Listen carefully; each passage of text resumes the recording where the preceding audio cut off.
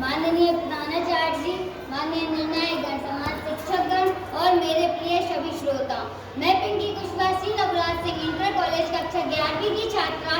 आज मैं संपूर्ण वाद विवाद प्रतियोगिता में नारी सशक्तिकरण एक भ्रम अथवा यथार्थ इस विषय के विपक्ष में, यानी यह दिखाने के लिए कि नारी सशक्तिकरण अभी भी पूरी तरह यथार्थ नहीं, अपने विचार प्रस्तुत करने के लिए खड़ी हूँ।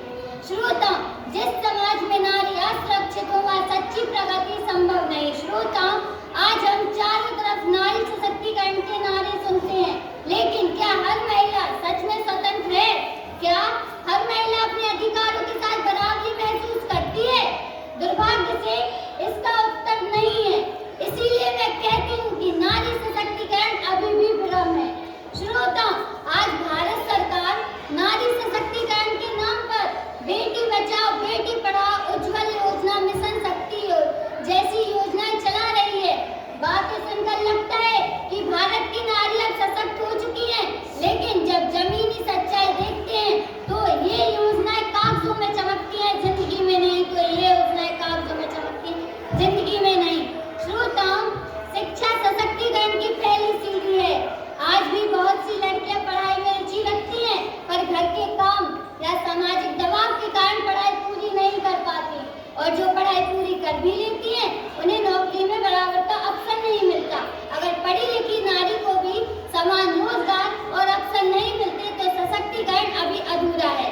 श्रोताओं, संजना कुशवाहा यूनिवर्सिटी की एक गरीब छात्रा थी, जो पिछले वर्ष स्कॉलर के लिए कई अधिकारियों के पास गए, मगर इन्हें स्कॉलर ना मिल पाने के कारण इन्होंने आत्महत्या कर ली। यह वास्तविकता दिखाती है कि नारी सशक्तिकरण अभी भी अधूरा है। श्रोता, सुरक्षा न होने के कारण महिलाओं भय और मानसिक तनाव है। हम अखबारों में रोज महिला हिंसा, दहेज हत्या और छेड़छाड़ की खबरें पढ़ते हैं।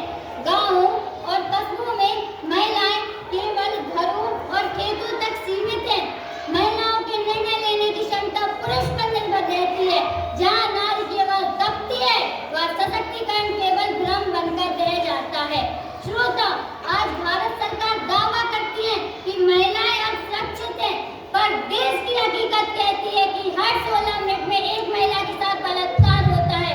जैसे 2012 में निर्भया कांड, 2019 में हैदराबाद केस, 2020 में हाथरस मामला।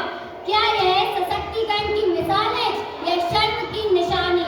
जब नारी की इज्जत सड़क पर कुचली जाए, तब योजनाओं के पोस्टर केवल दिखावा बनकर रह जाते हैं। श्रोता, तो बताइए श्रोता, क्या यह सशक्तिकरण है या भाषणों का भ्रम?